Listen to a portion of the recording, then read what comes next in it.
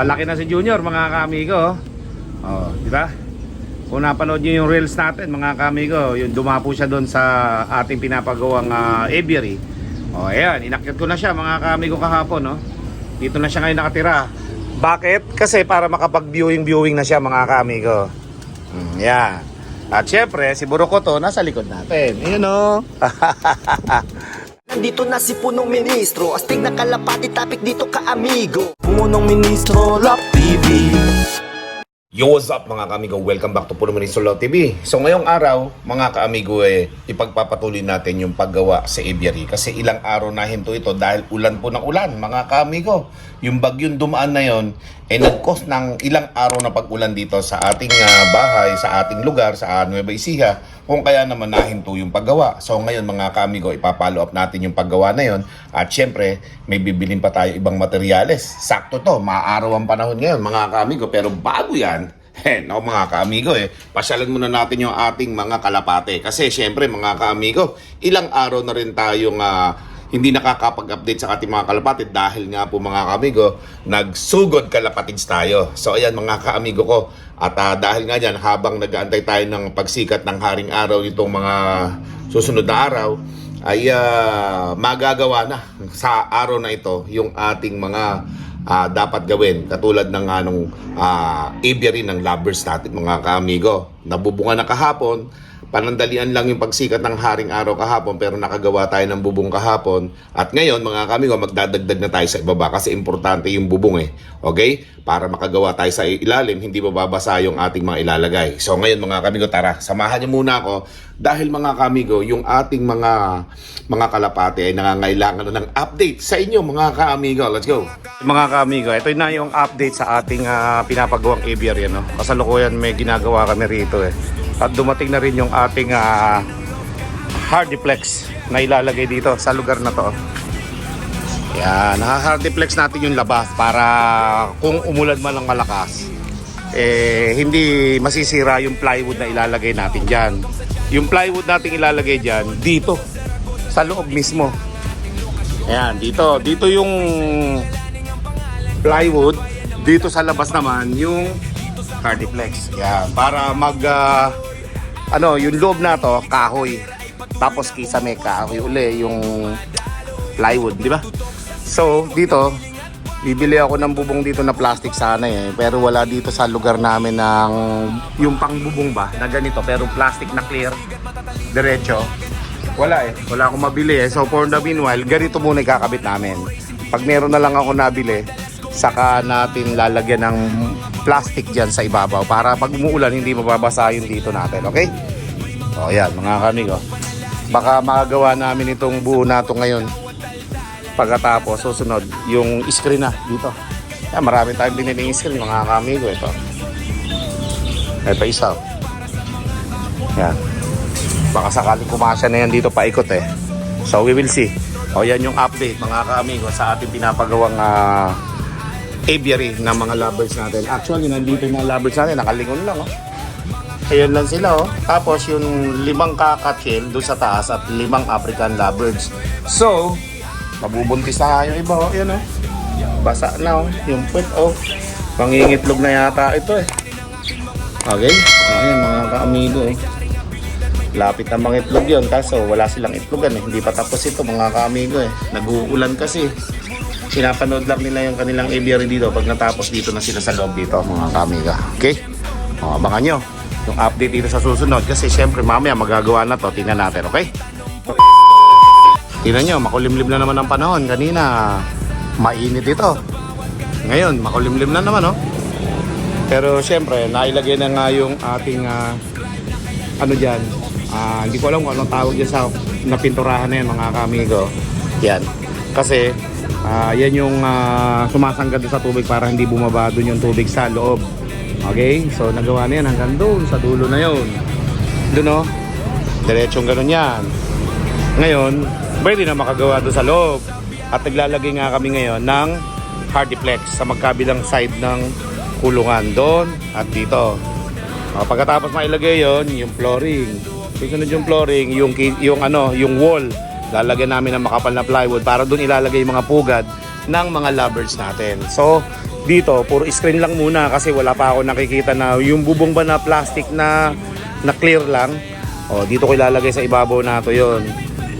Para hindi naman masayang yung araw natin, screen na lang din yung ilalagay natin dyan hanggat wala pa yung bubong na yon. Okay? So, yan. Para magamit na natin.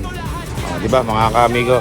Tapos yung puno na to mga kamigo, meron kaming ginawa dyan na paraan para hindi yan masaktan or hindi yan masakal dun sa may pinakapuno. Lalagyan namin ng brace yan. Yung hindi rin makakawala yung mga lovebirds natin. Okay? Ang taas na niyang puno ko na yan. Di ba? Let's go! One eternity later. So ayan mga kamigo, ito yung nagawa namin kahapon. So hindi ko pa na-update sa inyo dahil inabutan kami ng malakas na ulan. Pero mga kamigo, nagawa na ito. Ayan, okay? Hard deflection nilagay ko na ito. Dalawa. Ayun, isa sa kabila.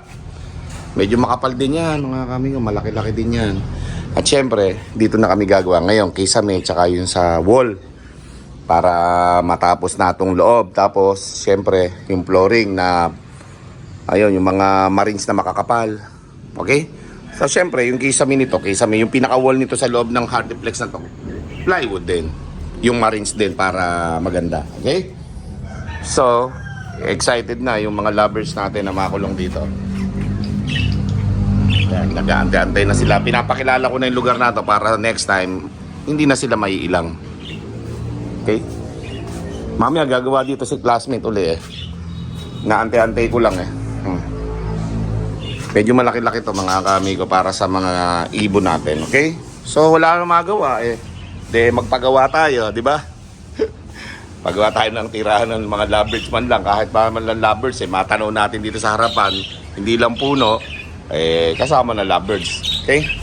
Ayan mga kamigo, hintay-hintay lang natin yung gagawa kasi parating na siya Let's go!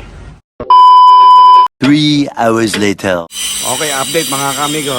So, yung paggawa namin ngayon mga kamigo, after nung kahapon, ngayong umaga, gumawa ulit kami kasi kailangan nang matapos ito mga kamigo. Ayan, nilagyan namin ng plywood dito. Ayan, pati dito sa ilalim, lalagyan ng malaking plywood yan. Ayan mga kamigo. Yung labas niyan, hard deflex. Kaya kailangan magmukhang kahoy lahat yan, pati kisame mga kaamigo. Para na sa ganon, itong kisame natin mga kaamigo ko, kahoy pa rin, plywood pa rin. Yan mga kaamigo. Dito. Yan. Diba? So yan. Yan yung pinaka-coveran ng mga lovebirds natin. Diyan sila mamumugad. Diyan sila magpaparami. Diba? Tapos screen dito. At pagkatapos sa ibabaw, humahanap ako ng bubong na transparent So yung clear siya. So we'll see. Pero for the meanwhile, lalagay namin mga screen. Screen lang muna hanggat hindi pa ako nakakabili noon. Pakabili man ako noon, ilalagay na lang sa ibabaw. Okay? Marami-rami tayong ilalagay dyan mga kamigo at medyo malaki yung pinagawa ko na yan.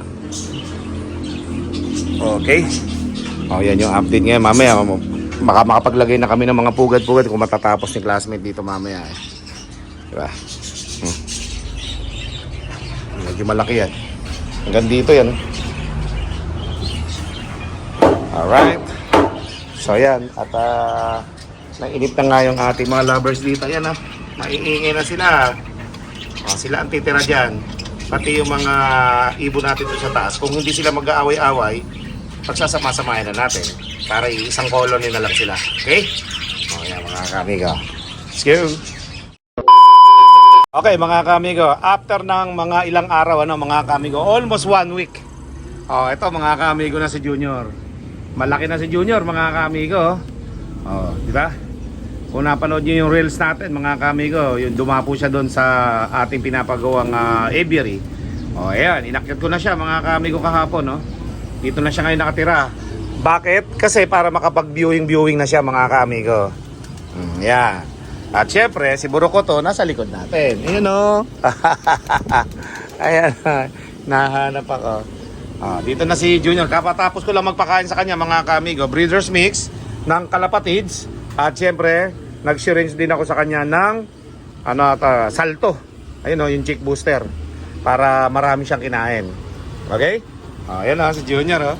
Naglilipad-lipad na nga siya dito mga kamigo. Kailangan ma-batcher natin siya mga kamigo. Hindi lang pwedeng puro doon siya sa baba. Kailangan, marunong din siya dito sa ating loob. Para mga kamigo, uuwi siya dito in case na lumipad siya. Kasi kung doon lang tayo lagi sa baba, naku, hindi niya makakabisado itong loop natin mga kamigo. So, sa ganung paraan, mga kamigo, baka sakali na mabatcher natin si Junior dito. Ang laki na niya mga kamigo. Kamukhang kamukha siya ng nanay ni Quattro. Nanay ni Quattro, asawa ni Quattro. Yung nanay ni Junior, kamukha niya mga kamigo. Pero syempre, hati sila. Si Quattro naman yung mukha mga kamigo. Diba? Ayan mga kamigo. Yan yung update kay Junior. Kakatapos na natin magpakain. Masayang masaya si Junior. Junior, pasok ka na dito. Ito. Pasok ka na dito ba?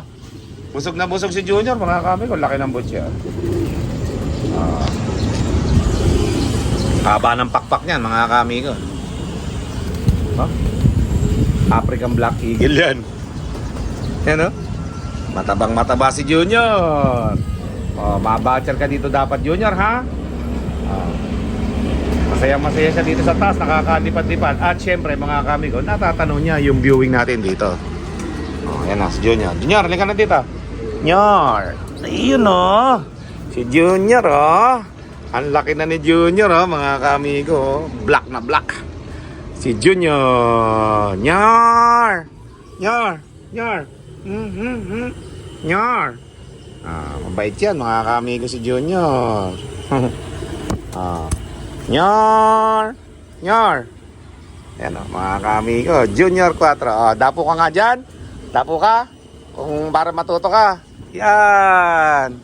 Yan si Buroko to. Lalipad. Yan mga kamigo. Di ba?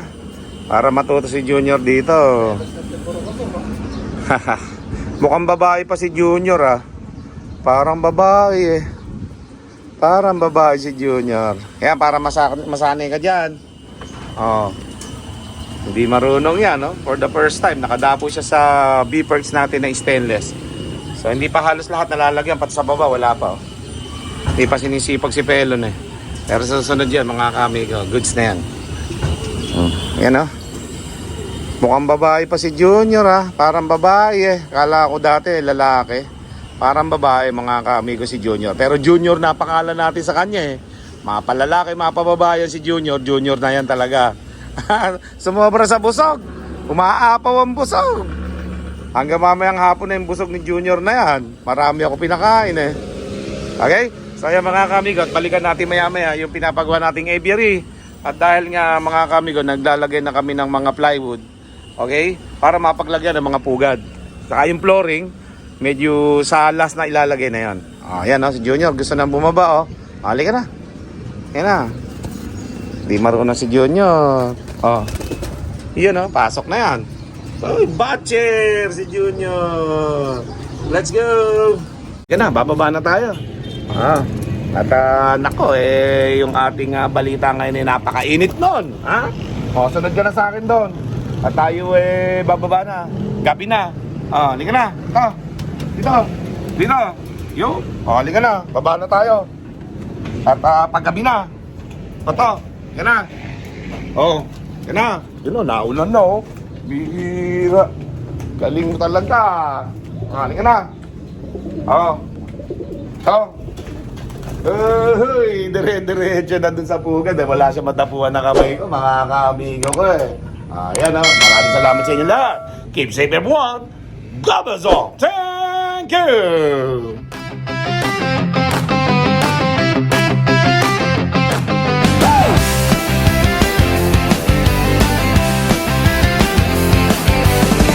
Para sa kalapati ko, si Buroko to.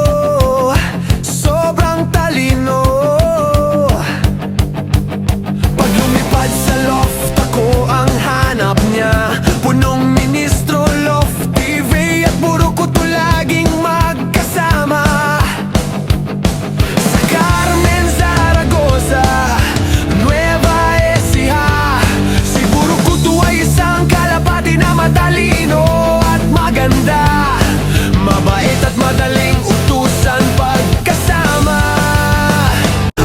Pumunong Ministro Lap TV.